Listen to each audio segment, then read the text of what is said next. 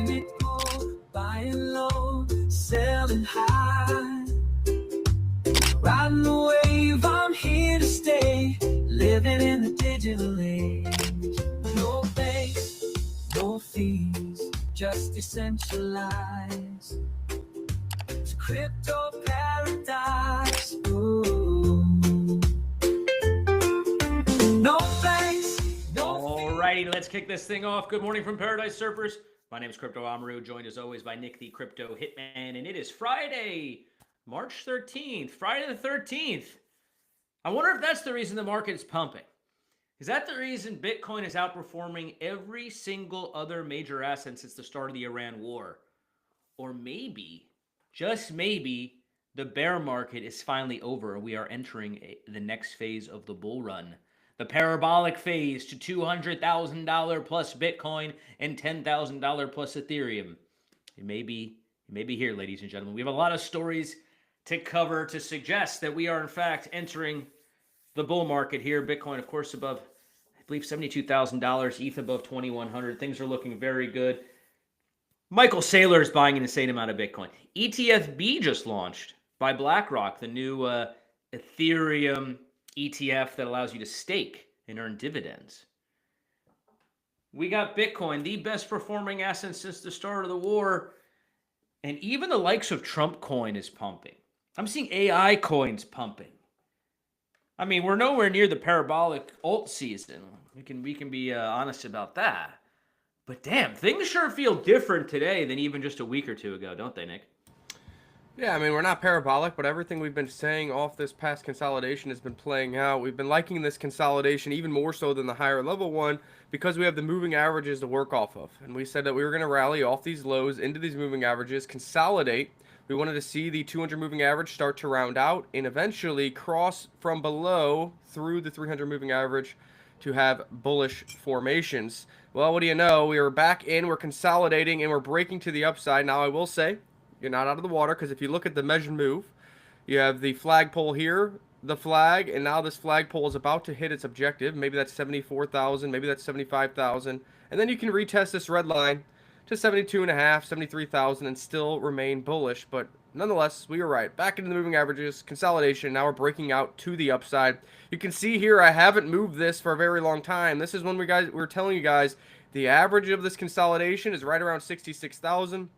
Dollar cost average by these dips, and we're looking for a move to $84,000 to $85,000 to really show us that the bull market is back in full effect. That would have been a 25.6% rally from this middle of the consolidation zone, and we are well on our way to achieve those objectives. So let's see what we got going on. Yesterday's live show title was, are we going to break out to 75K? We consolidated. We are breaking out. And we're currently at $73,300 on Bitcoin, up almost 4% on BTC.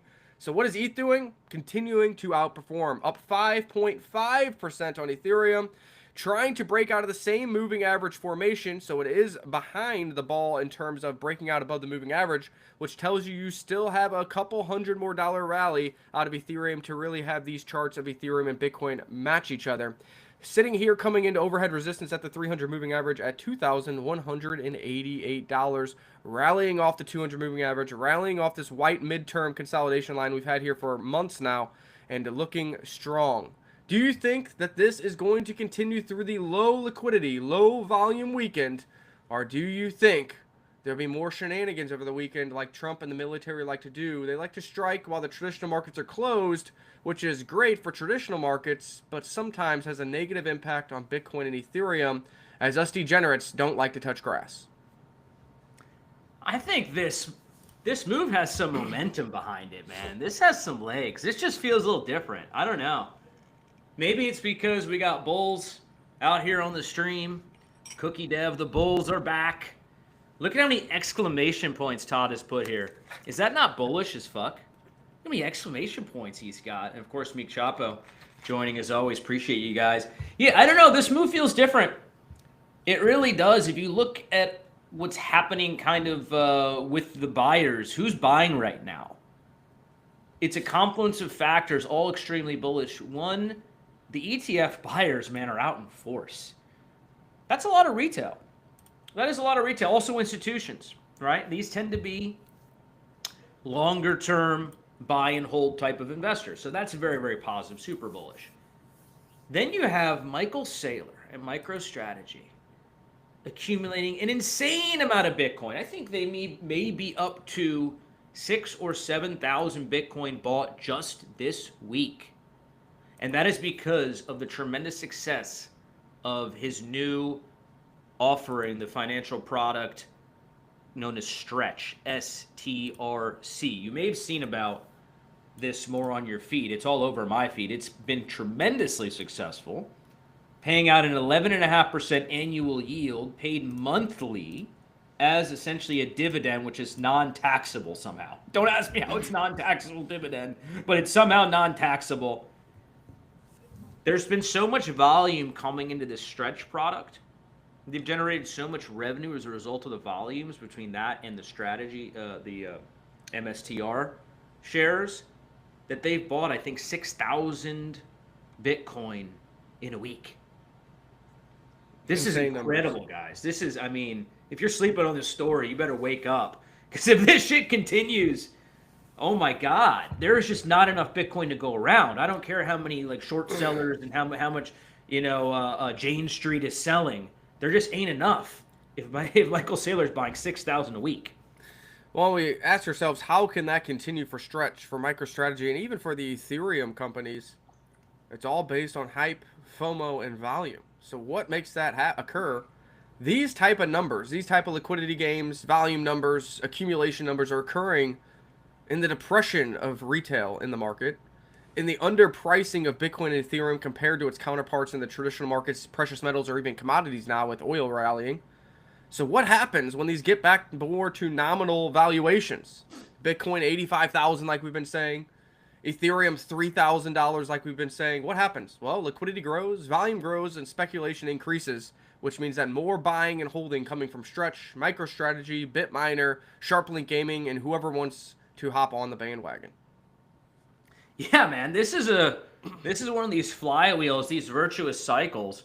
When you have this amount of concentrated buying coming in from an entity, and then you start to add on those others that may have been dormant, may have been on the sidelines. Now they're seeing signs of life, Bitcoin, green Bitcoin, so they're able to raise funds. Now they're buying. Then more retail, they see green candles, they start buying in. I mean, this is how a bull run happens, right? So do not sleep on this story. Stretch apparently accounting for $13,000 Bitcoin bought this week. 13,000 Bitcoins bought this week. That's crazy. This is probably over $1 billion, if I'm not mistaken. I don't know. My math is probably not correct. Who knows? This is an insane amount of Bitcoin in a single week. And this doesn't even talk about, the ETF buyers, anyone else just buying spot on Coinbase. I don't know, man. This moment feels different to me. And you're seeing it in the trenches. You're seeing it in the trenches as well with some alts popping off. Maybe we'll get to that story in a bit. But look at Ethereum as well, man. Look at Ethereum doing its thing. Shout out to ETH. Yeah, vast majority of trading is done, and we are at 15.5 million in trading volume for the brand new BlackRock staked Ethereum ETF, ETHB. Very, very solid for day one ETF launch. I don't know how much money is in there currently. I need to look to make sure before I quote anything. I don't know if this 106 is 106 million in there or what, but I do know there is incentives, fee incentives for the first 2.5 billion with a B, the first 2.5 billion of inflows and holders of this new ETHB product do get fee incentives for life. So that tells me that there's either going to be a rotation from their spot ETF or new holders coming into ETHB to get a dividend, but also get that early lifetime fee exception if you are one of the first 2.5 billions of inflows into that product. That is a pretty good incentive, and 2.5 billion is a big number of Ethereum that needs to be bought off the market or even rotated and locked up from the spot ETF. Some people are like, well, yeah, 2.5 billion, but they come from the spot ETF. They're really not buying new ETH. That's true, but they are locking up that ETH, meaning before they're in a very liquid spot ETH where they can buy it and sell it whenever, and BlackRock has to correspond that. When you get into ETHB, 45-day lockup period, 45-day unstaking period, and you're getting in this investment in order to hold it for the long term for that 2.8% dividend yield and that fee reduction to be early into this asset as well. So I think it's very bullish, whether it's new cash or cash rotating from their other ETF. I think this ETF is going to be incredibly successful. Probably look back in a year from now and say, wow, it actually got more inflows and more holders and more capital in there than the the non-staking version, the traditional ETH ETF. So I think this is going to be extremely popular. I read also today that the investors in this are going to be getting a monthly dividend paid in cash. So that means that the ETH that is being earned from staking is going to be sold in order to generate cash. So take that for what it is. They're not going to be, staking to compound like Joseph Lubin's doing over with his his fund. But it's still very, very going to be a very popular product. I think again, traditional investors, pension funds, the 401ks, they're going to want some exposure to this, man.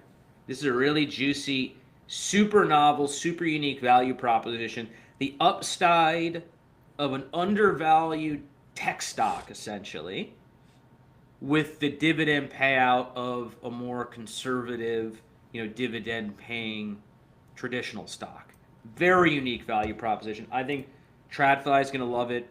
I think the ETF buyers are going to love it. I think it's going to get a ton of inflows. And as a result, Ethereum will be bought off the market and just held. Yeah, we're already seeing the effect on Ethereum, spot Ethereum and availability. This has really been happening for quite a while, even with Ethereum prices low, because SharpLink Gaming is hoarding it, Bitminer is hoarding it. There's other Ethereum companies out there. You have the spot ETF for BlackRock, which consistently has positive inflows, and now they have the brand new one that's already getting inflows. As we see here, Ethereum exchange reserves just hit an all-time low. Now only 16 million ETH is left on exchanges. Price is at $2,000. Today it's at $2,200. Less supply on exchanges, more demand incoming. This is what a bottom looks like. Smart money is accumulating. Are you? This reminds me of the discussion we were having the other day, and I was joking, like, can you believe that ETH, it's been 6 years, and it's back at $2,000? Because I remember when it hit $2,000 back in 2020, my mind was like blown. I never thought it could hit 2,000, and it's like it's stuck at 2,000. I know we've obviously had runs up to 4, even close to 5 at times, but the difference is this.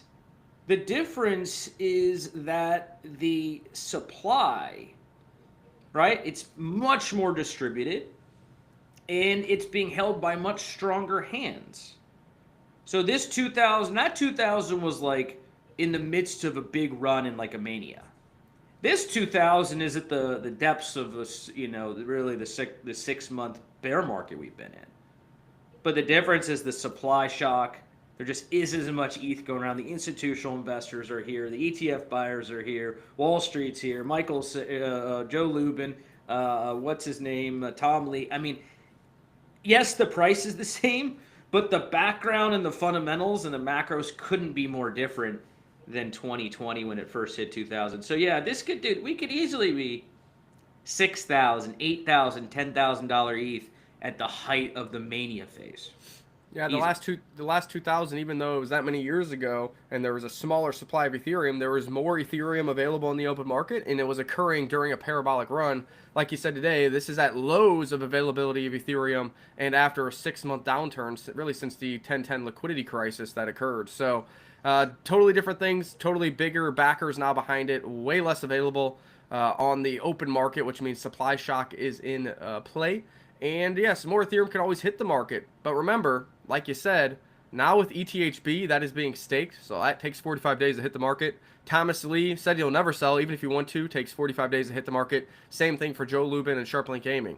Says they'll never sell, but it'll take 45 days for that to hit the market. So there's a lot more Ethereum being locked up for longer periods of time, staked, which means supply shock can happen quickly, and you'll have 45 days to react if you don't have your Ethereum locked up either.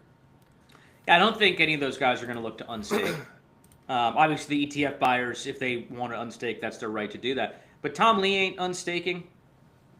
I don't think Joseph Lubin is unstaking. Not anywhere. Not these prices. Maybe at $20,000 ETH. Maybe they'll take profits then.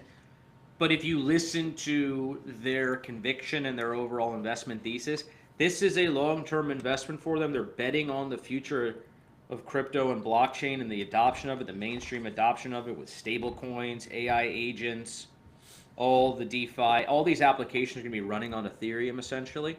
They're betting on that over a 5 to 10 year period. So I don't think they're they're not going to unstake. They're not going to sell. I ain't going to sell either. I'm not going to sell. I'm not selling, guys. I need that meme. I'm never selling, from Wolf of Wall Street. I'm not selling my ETH. Not if I can help it anyway. I certainly don't want to be forced to sell it because I need to pay bills. We got AJ West in the house saying good morning. So we talked about Bitcoin, we talked about Ethereum, so let's talk about Pulse Chain real quick. We like to talk about Pulse Chain. Obviously, we're heavily invested in Pulse Chain with Surf, with our community, etc. But there's also 4 tokens we can look at a glance, which is nice. Unlike Cardano or Solana, where there's only 1 token we can pull up on chart. This is nice because you can see the ecosystem at a glance. Pulse Chain up in the past 24 hours, 10.2%. PulseX up 9.4%. Ink up 9.75%. And Hex up a whopping 17% in the past 24 hours. What is driving this price? Obviously, Ethereum going up. We know there's a proxy for Ethereum there, which is great. But there is some other news. This is the news I wanted to show you guys here. Big news, ProveX has landed. The ProveX token is officially live on the Pulse Chain mainnet. Tokens deploy, contract locked in, and the engine is revving. But hang on a second. The airdrop distribution has not dropped yet. Obviously, there's individuals who sacrifice to get this ProveX token. There's other ways to earn it as well. Some think there might be an airdrop to holders of the core tokens. There was another token in which you hold it to get a ProveX airdrop when that occurred. But none of that has been airdropped yet. We see it on chain. The platform is launched. The token is out there, but no tokens are moving. Is this a smart move by the team holding off in this brutal bearish chop, dumping bags into dead market vibes? Probably Richard Hart deciding when these tokens go out. Do you think it is good to wait for the market to have a little bit of an upturn before you airdrop these free tokens to people who sacrifice to this new product? Absolutely. I want to see the product launched, being used, traction, users, all those wonderful things, necessary things, frankly, before the token goes live. That's really the new meta. We're obviously in the trenches with a lot of projects, helping them whether through pools or Crypto Paradise, helping them raise funds, launch. And what we tell them is you got to have a product live at launch at the time of the token goes live. Gone are the days of launch a token, then 3 months later release a product. Like that would never made sense. That was never good. It kind of happened a lot in the last bull run, but now more recently teams are like, no, we got to have a product live. So you love to see that. I obviously want that the same thing to happen to ProveX. I'm bullish on this, man. I think this could do very well. You got to understand, like every time someone launches a token, if they're smart, and Richard Hart's smart, you can say whatever you want about him, love him, hate him, whatever. He's an intelligent person. He's going to have learned from his prior launches. He's going to learn from the mistakes that happened. We did something wrong here. It wasn't intentional, but it turned out to be a mistake. Okay, don't do that again. So maybe 4th time's the charm with this one is, I guess, my point. And hopefully launching at the start of a bull run with a useful product, burning the token with every transaction, having users on that platform. I think that's the way to go. And yeah, hopefully it's rising. This boat raises all the tides, so to speak. This boat drags everything higher if it does well. Yeah, we'll keep you guys updated on ProveX, on the platform, on the token, and see how it affects PLS, PLSX, etc. So far, just the kind of talk that this has been launched, obviously is putting green on Pulse Chain assets. But remember, when this platform is being used, it is automatically going to be providing a floor for PLS because people that are using this are locking liquidity with PLS over time, all these tokens. And also people that are using this platform are going to be burning PLSX along with ProveX while using that platform, since PLSX is the native DEX token, kind of like Uniswap. And ProveX is the native platform token. So good to see. Now, how does Hex play into that? I don't know. We'll see how this all plays out. But everything that Richard Hart is creating has been during a bear market. But every time he does it, it kind of seems benevolent. Number one, he owns a ton of the tokens, never sold any of them. Number two, he has locked liquidity in place. But number three, they all interact with each other, either in the fashion of locking liquidity, of burning each other due to utilization of the product and platform, of incentivizing new users with the other token, which they may or may not sell. If they don't sell, price goes up as well. So I'm excited to see this network play out during a bull run, because since launch, we've done nothing but go down and to the right, at least on a macro level, when it comes to Ethereum, layer 1s, and layer 2s. Yeah, I mean, I'm still very bullish on Pulse Chain overall. If you look at the market cap of PLS, which I think I just saw $170 million market cap, relative to its usage and its adoption, I mean, that's pretty damn good. We have chains out there, guys, that are like close to $1 billion market caps that are ghost chains. No one uses them. There's no real community. It was like a VC cash grab that somehow got listed, got listed on all the big exchanges. A lot of speculation behind it, still maintaining like an insane inflated market cap. There's like 10 chains like that. Whereas here's Pulse Chain. There is a genuine community. There is usage every day. The benevolence of the tokens tied together with the burns, liquidity ads, etc. And yet is, 5 or 10 times less valuable than some of these bigger chains that no one uses. Yeah, I mean, you got Ethereum here. People use BNB. People use XRP, arguable, but $88 billion. Who uses Solana, XRP? TRX. But I'm trying to get the ones that are just like, wow. Cardano right now is very underused, not used very much. We're $10.2 billion. Now, you got first mover advantage there. It's been around for a while. Well, what's another chain? Stellar Lumens, the little baby cousin of XRP. If nobody uses XRP, definitely nobody uses Stellar. That's $5.5 billion valuation. Avalanche, $4.4 billion. Do you use Avalanche? I don't. Maybe once or twice here for some trades, but that's really about it. It's not Hedera. I mean, Hedera's there. Who uses Hedera? Maybe that's like $4.3 billion market cap. Rain. Yeah, I don't even know. I've never even heard of Rain. What the fuck is Rain? Rain is billion. the new prediction market on Arbitrum, I think, or something like that. Oh, so that probably has a bit Rain. of usage, or maybe it's perpetuals. I forget which. It's either prediction or perpetuals. I think on Avalanche, or excuse me, on Arbitrum. But there's a lot of ghost chains out there. Pi, that's a Ponzi scheme. Polkadot, no one uses Polkadot. I mean, that was hyped for a little bit, like 5 years ago. No one uses it. Trust me on that. I don't even know what the hell meme core is. I mean, there's a lot of stuff out here. I'm like, what the heck is it? A lot of like the valuations though in crypto. Sadly, we're still in a place. I mean, 10 years. I've been in this game for 10 years basically. The valuations, the markets don't usually reflect like fundamentals. They reflect how accessible is that token. Is it on a lot of exchanges? Is there a lot of liquidity? Is there a lot of volume? Is it a good place to speculate and guess price go up and down? How else do you explain that these projects, these tokens, without any real fundamentals behind it, have really good volumes and all that, and have huge market caps? It's really a proxy of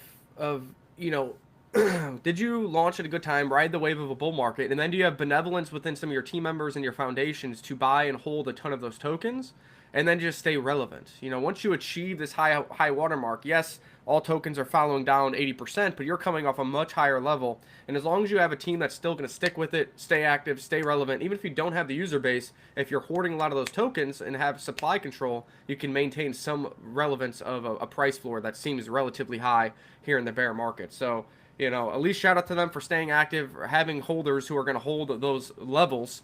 But that's kind of how you get those valuations. That's kind of why I like crypto as a whole, is you have a chance with this transparency, set finite supplies and token economics, set inflation rates to really impact and create higher price floors regardless of what the overall market is doing, or even whatever the utilization of your underlying token is. It's really about, can you get token number, holder number go up? Can you, hold a large token supply, and can you figure out some kind of token economics that provides some kind of floor value in the best of times and in the worst of times to remain relevant? The hardest part about crypto is surviving a full cycle and making it to the next cycle, because then it seems like the next cycle you kind of level up because you're a survivor. Well, that's why I like evergreen products and tokens and projects. And by that I mean they've built something that people will want to use and be a part of, regardless of whether, it's bullish or bearish, regardless of whether the trend is this thing or that thing. I just spoke with a project like not an hour ago looking to go on the Pools platform. They've built like a Signals basically platform, right? They've built you can go and they can use their product, gives you insights and alpha as to what coins may pump based on this or that, those factors, use AI, etc. That's like an evergreen thing. Everybody wants that. Whereas, I'm looking at these AI coins, I'm sure some are great, but that's a very much a trend-driven sort of phenomenon, not an evergreen. Because we 5 years from now, AI hype could be gone. 2 years, 1 year. It's here now. Let's be honest about it. But I like these evergreen sort of platforms, evergreen projects. You can make money in the bull or the bear. Works for any time. Users always want to use it. But I'm glad you pulled this up because I think right now, and my guess is for the next 6 to 12 months, however long, let's assume a bull market's finally happening, right? However long the bull market's going to last, I think AI is absolutely going to outperform as a sector, and we'll see if it stands the test of time as well. Yeah, I think we've been talking about this. AI is still relevant in traditional markets. AI is still very early in expanding within the traditional markets, so therefore it is going to have some impact on the crypto markets. We see some of the biggest players in the crypto markets talking about AI and AI agents. Yes, that's CZ himself on BNB chain. That's why we kind of like Smart Sentinels as a possible small cap opportunity.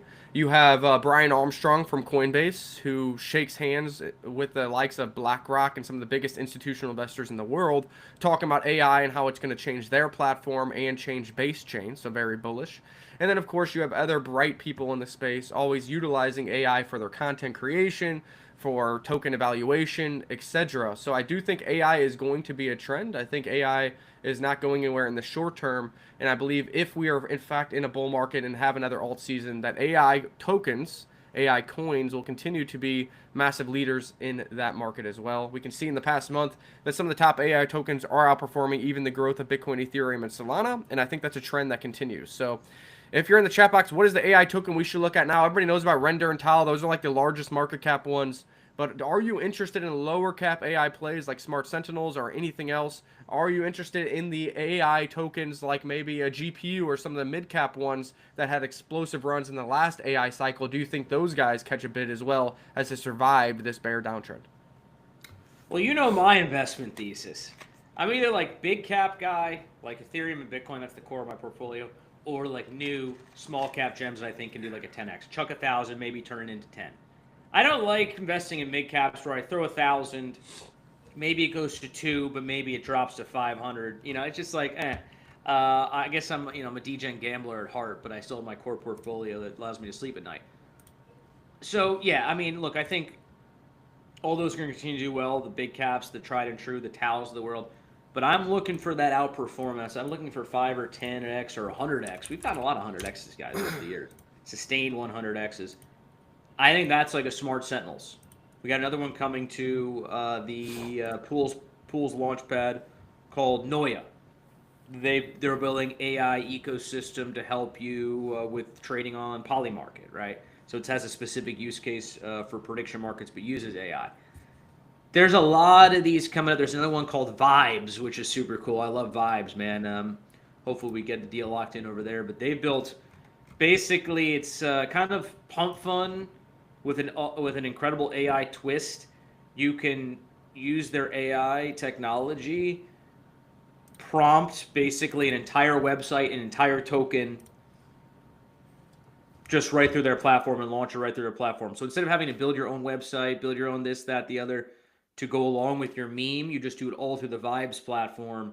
Super cool concept there. Great product, great team. So there's a lot of great stuff happening with AI. But what I like when AI is used in furtherance of something else. It's not AI for the sake of AI. We got that with ChatGPT.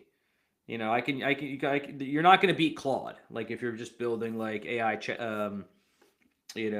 general AI sort of product. You want AI to be used in furtherance of something related to crypto, aka making money. That's my thesis. That's my theory. So we got a number of those coming out here. Smart Sentinels, Noya, Vibes. There's probably others. Taunt's another one I should bring up. But there's a lot of great undervalued low caps coming, man. And that's, again, where if you're looking for the 5x, 10x, 20x, you got to get in these newly launched projects. It's not going to happen when you invest in Tau. Oh, you're muted, by the way. Yeah, Grok. You ain't beating Grok for general AI purposes. You're just not. But you can build a very specific product using AI that's built out for a specific purpose, which can do well. Yeah, I was saying, well, there's a lot of alpha there, so keep tuning in to get more insight on those small projects. None of them are really launched yet, so you need to be able to get involved early, whether it's the seed round, public round, or early during launch after that retracement. and hopefully Crypto Paradise can be the one to teach you about that. Now, one thing that we've been talking about a lot that we've kind of avoided today is really government and how it's affecting the markets and the war. So we have a couple news pieces here to talk about from the traditional markets and from the U.S. government. Breaking, United States just passed a bill to ban the Fed from creating a central bank digital currency. This is a massive win for Bitcoin and freedom. Remember, Trump, part of his way of getting elected was saying no CBDC ever when he was at that Bitcoin Nashville conference. I was there in person. He said it. Yep, that was real, not AI. And then as of late, they've been trying to sneak in some CBDC language into some of the things that they want to get passed here. And this bill said no central bank digital currency. The most you can interrupt these markets is with a stable coin. What do you think of this? Do you think this is good, and do you think this has sticking power to keep Powell, the Fed, and the other cronies in the government out of our lives when it comes to our financial freedoms? Well, for anyone who looks at this and says, oh, well, I was never worried about that. They weren't going to create a CBDC. They weren't going to create a currency that they could surveil every single transaction. And, you know, if you do something the government doesn't like, you know, wipe your tokens, your CBDCs out of your wallet, or freeze your money forever. Look at what the Europeans are trying to do. Understand that liberals in Europe are the same as liberals in the US, are the same as liberals in the UK, Australia, Canada. They all want the same thing. All the immigrants come in, tax the billionaires, crush the energy industry in the sake of global warming. Meanwhile, volcanoes are spewing out the same amount of global warming particulates, CO2, etc., in like a single volcano that just erupted than like we've emitted all year in the U.S. The point is, liberals around the world are all aligned around the same policies, including CBDCs. And so Europe, they want to do a CBDC. You already saw the head of their European Central Bank. I think her name's like Lagarde. She's a piece of shit, man. She wants to do a CBDC. You don't think for a second that if the Dems got in power in the U.S., they wouldn't try to pass the same thing? They absolutely would. So my point is, this is a big deal. Be glad the Dems are not in power here in the U.S. They would absolutely try to crush crypto, get you on the CBDCs, and if you eat too many hamburgers, imagine this: they're surveilling all your transactions, and you went to McDonald's too many times. Well, God forbid, because cows emit CO2. You can only buy 10 hamburgers a year, good sir, for the sake of global warming. This what's crazy? Dystopian shit they want. Yeah, what's crazy about that concept is right now the herds of cows in the United States is at like an all-time low. Second of all, yes, cows fart, producing methane. Dovahkiin in here actually works on trying to harvest that methane and producing natural gas with that. So there's already use case there that is really good for the world and the planet. But look back to it. The United States had the bison. And the bison literally, they ran free. And there were so many of them that they took up entire states worth of land. But we're killing the earth now with the smallest cow population in the modern history. It makes no sense. Like, there used to be more wildlife. So does all the deer farts, bison farts, elk farts that used to roam free? Why didn't the earth blow up then? It doesn't make any sense. Because it's all a crock of shit. All in the name of Bill Gates making money off of fake meat producing machines. Don't fall into it. Don't buy it. Eat your red meat. Eat your chicken.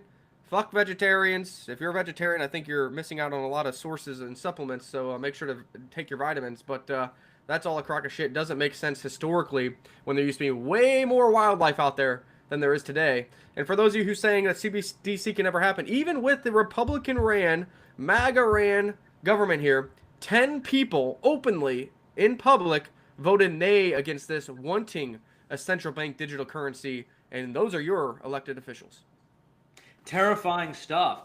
And for all those here in the U.S. wondering why beef is so expensive now, it's because under Biden, they culled the herds in the name of global warming. And now Trump is trying to do what he can to produce more cows, and they have a deal, I think, now with Argentina to bring in, ship in more cows. We have to solve the problem because guess what? Americans still like eating red meat. It's delicious. I mean, I eat that shit multiple times a week, and it's good for you too.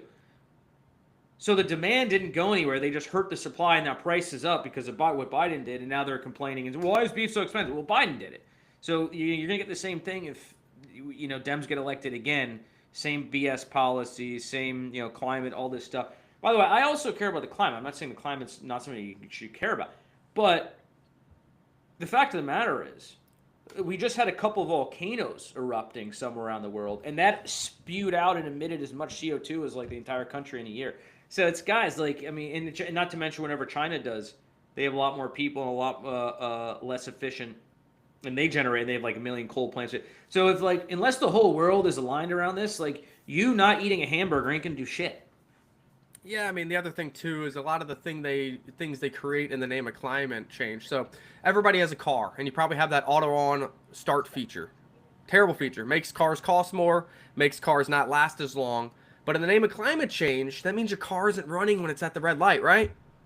But then when it restarts, it's using more power, more fuel in order to restart. So that's almost offsetting each other. But okay, millions of cars, you save a little bit of carbon emissions. But the problem is, since now your car engine doesn't last as long, what happens to the car as a byproduct? It dies faster, it ends up in a dump faster. Now, arguably, that's producing more pollution than just having a car that is running at the red lights, because now you have many multiples of millions of cars going into dumps at 60K miles, 80K miles, and 100K miles, rather than 200,000 or 300,000 miles. So all that petroleum byproduct in the body, in the dump. All the interior plastics, in the dump. All the engine parts, in the dump.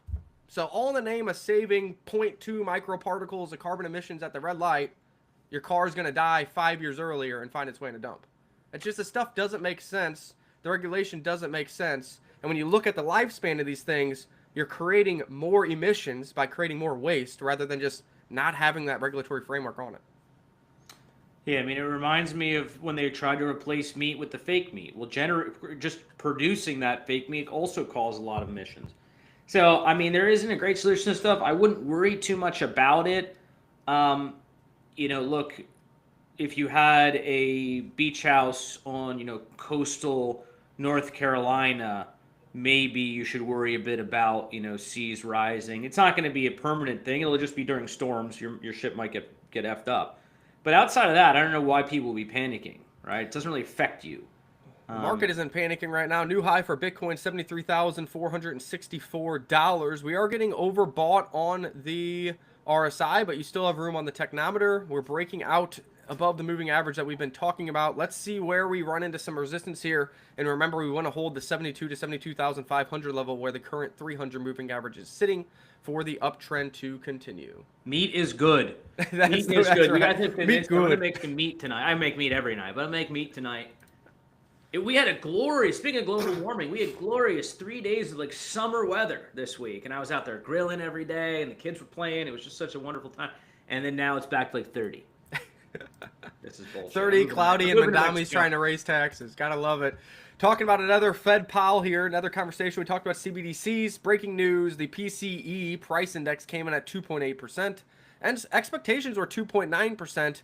It came lower than expected, which shows that inflation is cooling. Truflation has the PCE number at like 1.47%, so also cooling. Although the Truflation number is rising, the government number is coming down. Maybe they're going to meet somewhere in the middle. Both point to lower inflations, and inflation is slowing and cooling. Does the Fed take this into account in 4 days when they have a chance at an interest rate cut? Polymarket says no. What do you say? I say no. Just based on, they don't change their mind. They're just stuck in their ways, man. They think they're a neutral. They're just going to let things ride, stay where they're at. They're going to claim we don't know what's happened with the war, energy prices. That is why Truflation is rising right now and the government data is falling, because Truflation's real time. So it's seeing the effects of, a little bit increased energy costs, right? Which is trickling into obviously goods, that sector of inflation or that element of inflation. Whereas Fed data is on a delay of like a month or two, right? So they're seeing older data. Hasn't been impacted by the war, but why I'm super encouraged by these numbers falling. PCE, first of all, they look at PCE more closely than CPI. Why they look at it more closely, I'm not entirely sure, but they do. The core of the PCE, like what makes the bulk of that reading, right? A lot of it is having to do with housing costs, rents, and also mortgages. And when you see those going down, that is going to have a meaningful, sustained, long-term impact on this PC reading over many months and will continue to drag this number down. I don't think we're all of a sudden going to see a spike in apartment prices or even a spike in home prices. We're now seeing the greatest mismatch in terms of buyers and sellers for homes in the United States, I think, ever recorded, or maybe going back to the 2008 housing crisis.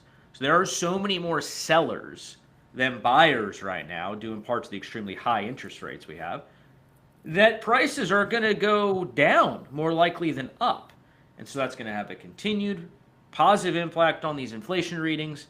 And over the months, they will have no choice but to cut rates further to save the housing market, save the job market, and save the financial market and our risk assets. Let's And go. the last thing when it comes to government and government subsidies, POTUS, working families tax cuts are putting more money back into the pockets of million American families, workers, and small business owners. Halfway to tax day, and almost 45% of all returns have claimed at least one of President Trump's new tax cuts. Over 3.5 million returns have claimed no tax on tips. Over 15.5 million returns have claimed no tax on overtime. 9.2 million returns have claimed the enhanced deduction for seniors, and nearly 3.5 million Trump accounts have been opened. This is kind of what we've been talking about, the effect of stimulus, not in the form of a stimulus check, but in stimulus due to new tax codes that will allow homeowners or citizens to keep more money in their pocket, get more money back from the government, and hopefully that finds its way into the economy, which spurs more investments into traditional investments and risk on assets like Bitcoin and crypto. So we are getting there. 45% of all tax returns have claimed more tax cuts this year or tax refunds than they did just a year ago. Yeah, I wanted to share this story because I think there is a correlation between the inflows that we're seeing on the ETFs, the spot buying on Coinbase and other exchanges, and the fact that people are getting more money in their pocket in the form of these rebates. Of course, not every single person that gets a refund is rushing to Coinbase. But even if it's 1 out of 20, even if it's 5%, even if it's 2%, even if it's 1% of all the people who've got more money in their pockets are now porting some money into the financial markets, this is good for risk assets. So I think there's a connection there. The other reason I wanted to point this story out is for all the panicans out there who are worried about the Republicans losing in the midterms. And there's still a chance of that, let's be honest about it. But this is something, man, if you start putting money into the pockets of real people and they're seeing a benefit, a tangible benefit in their real life, I mean, unless gas stays at $3.50 for the rest of the year, this is something they're going to say, wow, the Republicans made my life better. I have more money in my pocket. And what are the Dems offering?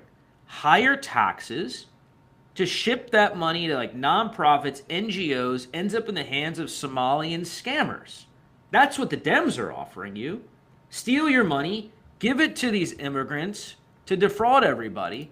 Meanwhile, here are the Republicans giving more money in your pocket so you can invest and make your life better for you and your family. It's a no-brainer choice, guys. Yeah, it's pretty obvious to me. Hopefully some other people learn that. The only thing that is hard to get people to convert is like, well, XYZ price is still up. Yes. Inflation, I think everybody here watching knows this.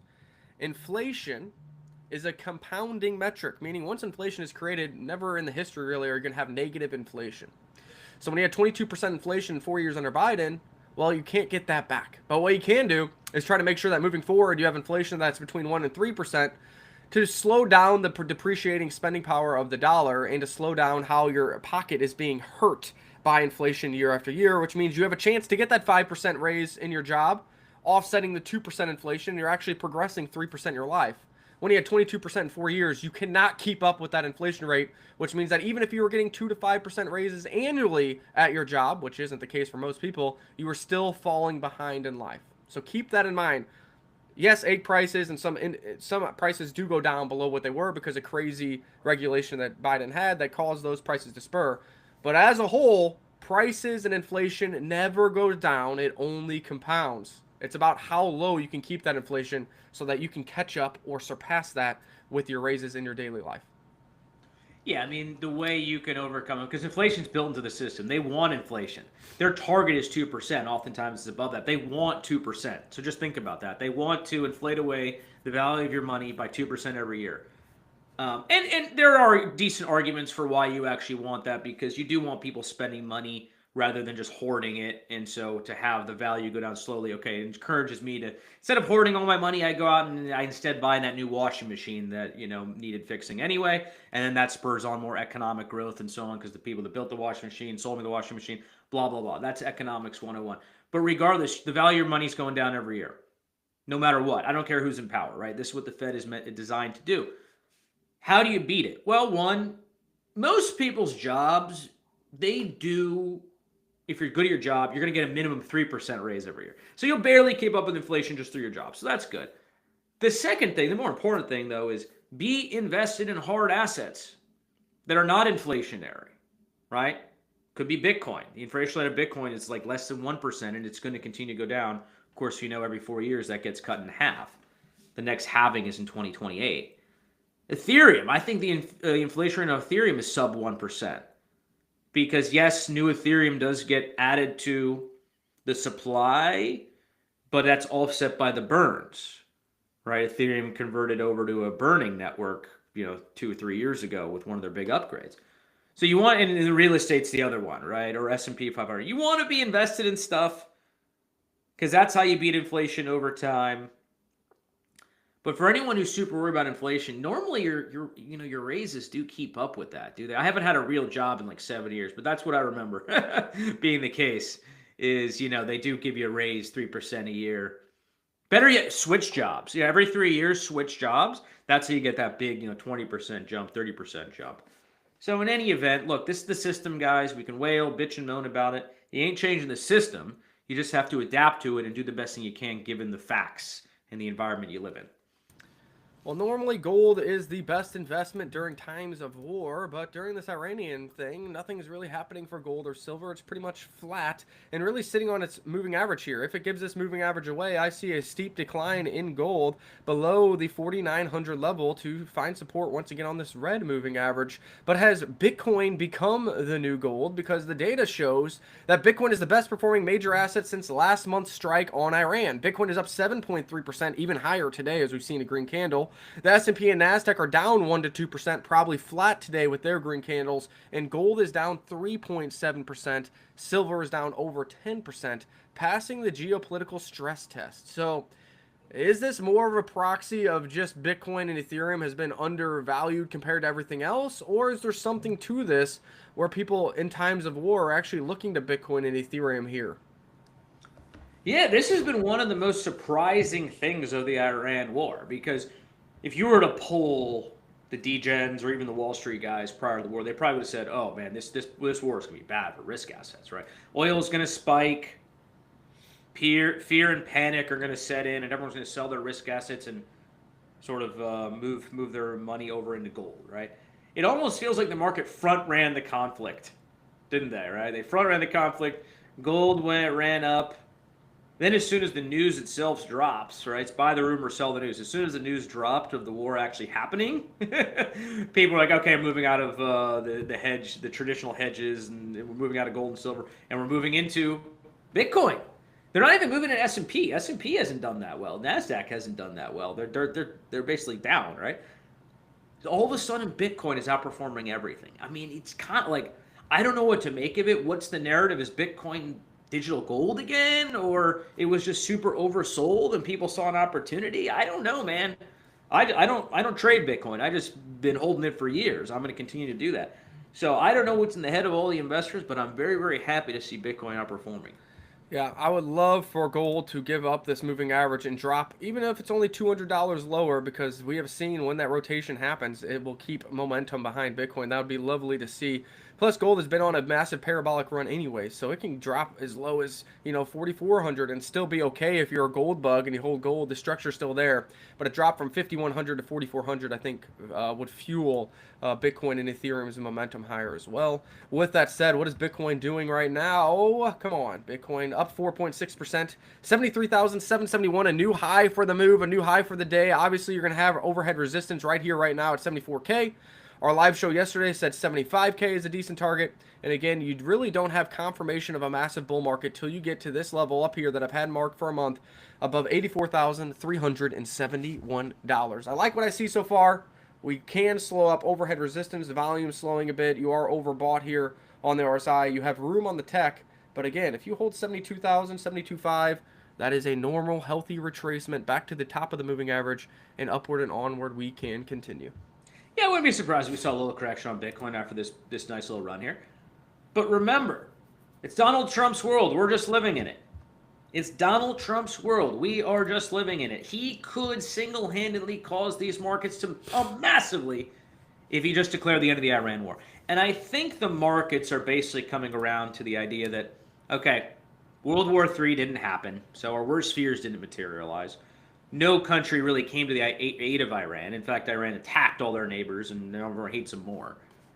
We beat them decisively in 2 weeks, right? Their military is decimated, no control over their skies, destroyed 70-something ships. Yes, they have the Strait of Hormuz as kind of their, let's call it their ace up their sleeve, but I think we're going to neutralize that as well after we destroy all their mine-laying ships. So basically, we won the war. The question is, when does Trump come out and say we've won the war? And then what does Iran do in response? I don't think they'll do much. I think they'll say, yay, we also won because not all of us died. Only like 20% of the leadership died. Some of us left. The regime is still here for now. Let's see what happens to the protesters, end up taking them out. I've been reading that the Israelis are using drones to target all the IRGC people. The citizens are calling in drone strikes against the IRGC. There you go. That's kind of crazy. We got Moonma in the house saying good morning, late but here. Moonma, check out the early. We had a lot of alpha, a lot of alt talk, and a lot of pulse chain talk, so check out the early part. We are kind of wrapping up here, but we were just now talking about Iran. I know it's late in the show for Iran talk, but the one thing I will say to that also is yesterday I said I think they will declare war over when the new supreme leader is killed, because he's the final remaining bloodline of the former supreme leader, and that almost happened. Well, right after the live show, they targeted him. And apparently he is in a coma and disfigured, missing an arm, missing limbs, in a coma. May or may not be actually be alive, because he did come out and do a commentary, but they didn't have video and they didn't have voice. It was a handwritten letter, apparently, by their new supreme leader. So I think the war could be over today if they had confirmation of death. But apparently in a coma, missing a limb, is what their new supreme leader was. Mere hours after I said that would be the end of their life. I did not see that news. That's big news. Try to find that, because I'd love to see the source of that. But, let's just fast forward. What is the name of the military guy? He's the one who actually did a press conference as well. Hagsworth, or what? I don't know how to spell his name. Yeah, he did a little press conference reiterating the breaking news was the reality. And then he went out and did an official press conference saying that their supreme leader is non-talkative and disfigured, and the only conversation they've had is no video, no voice transcript, but a handwritten transcript, which obviously can't be verified. So that was Hagsworth himself. Yeah, I mean, if Hagsworth came out and said it, I don't think he would just be lying to the American public and saying something without that being verified. But that's obviously very good news. Let's just fast forward to what I think is going to happen over the next week, right? That supreme leader may be killed. That would be welcome news. Maybe not. Doesn't really matter. Trump is going to declare victory here. Iran's going to back off. Oil will flow again through the Strait of Hormuz. We'll see what happens to the regime long term. But gold is going to fall in price. When the war is over, gold will fall. Oil will fall. And what will pump? Risk assets will pump. The stock market will go on a big tear. Bitcoin, Ethereum, crypto, big tear. I already think the market's essentially front-running all this. If you look at what's happening today, I'd be surprised. What's the NASDAQ and what's S&P doing right now? Are they also in the green? I believe so. NASDAQ is up 0.56%. S&P 500 is up 0.47%. And then the Dow is up 0.56%. Yeah, so let's see. I mean, I think the market's already sort of coming to the realization that this war is going to be over, at least in its current iteration, sooner rather than later. Maybe as soon as this weekend or early next week, Trump declares victory. Market's going to rip and roar. At that point, and we got nothing but blue skies ahead as far as I can tell. Not a lot of headwinds once this war is done. We just got the Fed to contend with, who I'm sure won't cut rates, but it doesn't even matter at this point. Because we got Kevin Warsh coming in May, and he's going to take over and I think cut rates pretty dramatically to get the housing market situation back under control and essentially save the housing market from the terrible policies of this current Fed. So we got nothing but blue skies as far as, in my mind. Let's hope Trump doesn't do anything crazy, or that he doesn't bomb Cuba next. I know we got our eyes set on Cuba, but I think, as far as I can tell, they want to negotiate. And, Cuba needs to negotiate. Cuba, we were looking at taking a vacation to Cuba. There's some beautiful places there, a lot of history there. But the problem is, their electrical grid is pretty bad. Their Wi-Fi access, pretty bad. Their cellular data access, pretty bad. So it's crazy that such a small island has so much infrastructure issues, and it's really being led to the demise by the kind of government that's been leading that over the past few decades. So, some people can blame America, some people can blame this or that, but it's still the people there, the people who are in power, who are really draining the resources that little island has and not putting it into infrastructure, which makes everybody suffer. As if we needed proof that communist doesn't work. State-run everything is not a good system, guys. And you can blame the sanctions. I'm sure that does play a big role. But fundamentally, communism does not work. Socialism does not work. It's antithetical to human nature. Is capitalism fair? Is everyone going to be a winner in capitalism? No. Not everyone's a winner in life. Some people are born dumb. Some people are born ugly. I can't help you. Okay? But that doesn't mean you should just take the money from the people who are working hard and generating income and generating jobs and just give it to the poor bums that can't get their shit together. That ain't right. That ain't fair to us hardworking Americans out there. So communism, socialism, that shit sucks. It doesn't work. It's never worked. Look at if you want proof, look at South Korea versus North Korea.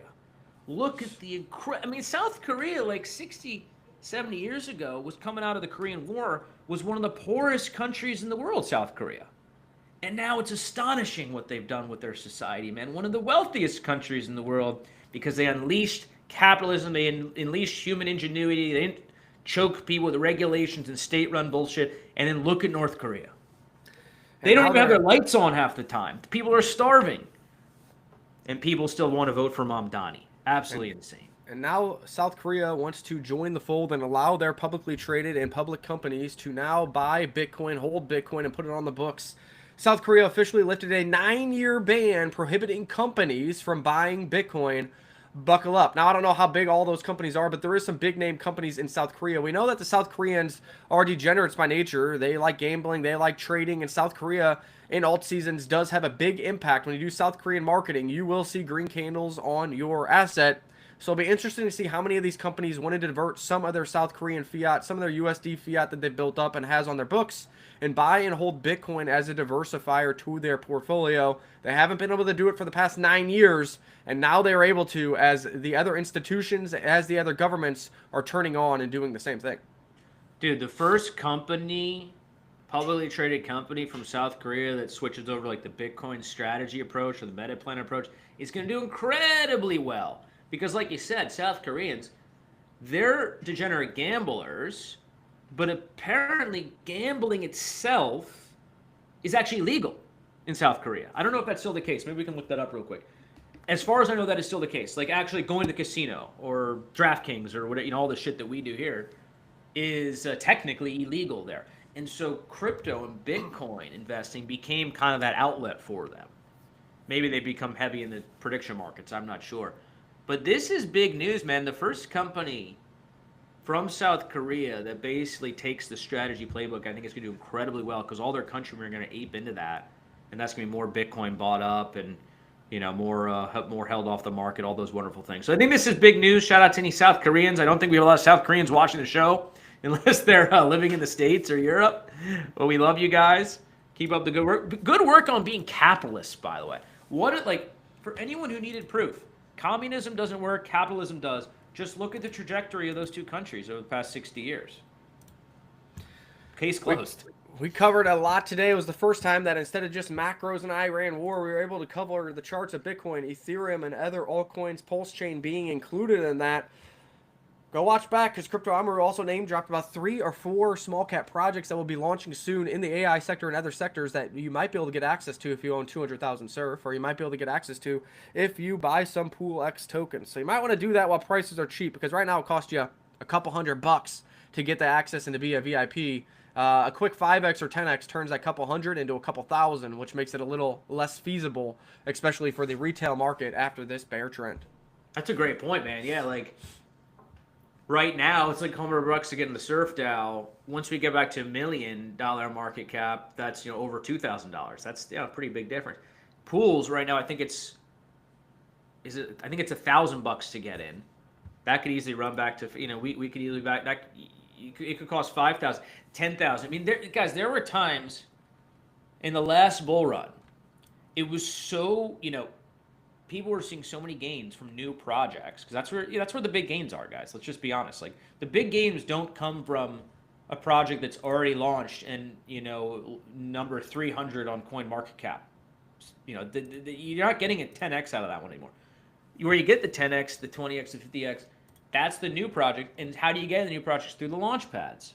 How do you get good allocations, not peanuts, right? Because, you can get into pools and you can invest in a pools project. You can get a $50 or $100 allocation without that many pools tokens, right? But to get that like $1,000 allocation, $2,000, $5,000 allocation, you need a sizable amount. You need to be in like the pools council group or the Crypto Paradise DAO. And I'll tell you, we ran similar groups to this back in the past, man. I remember people paid $40,000 or $50,000 to enter, or they bought that much worth of tokens, I should say, to enter like these investment DAOs. That's what happens when you're in a bull run. So, can I guarantee the same exact thing's gonna happen again? No, but I would bet a lot of money that it does happen again. Honestly, because people are the same. The greed comes back when the green candles happen, guys. It's the same story every time. The market doesn't really change. It's like the fear and the greed. That's what governs this market. We've been fearful for 6 months. Greed's starting to creep back. Maybe one final thing you can do before we jump is check the fear and greed index. I know we were at 25 yesterday. Are we close to 30 now? I wouldn't be surprised. Let's see here. 37, still in fear. 27 though. Hey, we're 37. 37. Oh, 30, dude. We're up 12 points in a day. There you go. Are we not? I mean, is that not true? Because yesterday we looked and it was 25. Yeah, yesterday or somewhere it was around. Yesterday it says 28. Yeah, was the high. hey, look at that, folks. So if you've got some dry powder on the sidelines, you're thinking about deploying capital. I don't know. Now probably not the worst time to do it. Alts are still pretty much bottomed out at their like multi-year lows, but yet greed is starting to come back here a little bit, or at least less fear. Bitcoin's running. AI coins doing very, very well. This is interesting. This pump feels different. Even Trump coin, by the way, up 50% in a day. That's crazy. This pump feels different. It really does. We've been here a long time, guys. We've been in this market for almost damn near a decade. I'd like to think by now I can get a sense of, pumps and what they mean and their implications. Not that I get it right every time, but this one feels different to me, man. Well, that's good to see. Let's see if we can follow through. We probably won't be live again until Monday, but keep an eye out on the Crypto Paradise thread on YouTube, on Twitter. Maybe there'll be some shorts that come out over the weekend. Definitely some posts will be coming out over the weekend, and it's always nice to end the week with some green candles. Let's see if those green candles get stiffened when there's low liquidity, low volume, and if Trump does something over the weekend.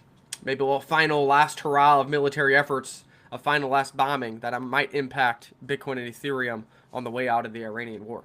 Yeah, I think bombs, war, whatever, isn't really going to scare the markets anymore. I think we've already seen the worst of that in terms of the market reaction to the war. I can't imagine we just dropped a Moab. We dropped a Moab on the mother of all bombs on one of their nuclear facilities, and the market didn't flinch. What would that cause? I mean, now there is speculation that we will have to go in with like Delta Force commandos to extract, because they apparently buried their enriched uranium in like an impenetrable granite cave or some facility, right? Somewhere. I forgot the name of it. Are we going to have to go with commandos to, infiltrate and take out and physically extract that enriched uranium? Probably, if we want to do that, because there's no other way to get to it. And then does that impact the market? Because, oh no, boots on the ground for 5 minutes for us to neutralize the nuclear threat. Boots on the ground. Democrats up in arms. Can you believe it? Can you believe that we've taken away their nukes, but we didn't ask for permission first from Congress? What a bunch of losers. Does that affect the markets if we do that? I don't know. I don't think so. I don't think so, man. I think, dude, the worst. What could happen war-wise that would make the market crash at this point? I don't know. Well, we'll ponder over that over the weekend, and we'll see you guys back here on Monday. All right, ladies and gents. Great stuff today. We'll be back Monday. And until then, see you on the beach.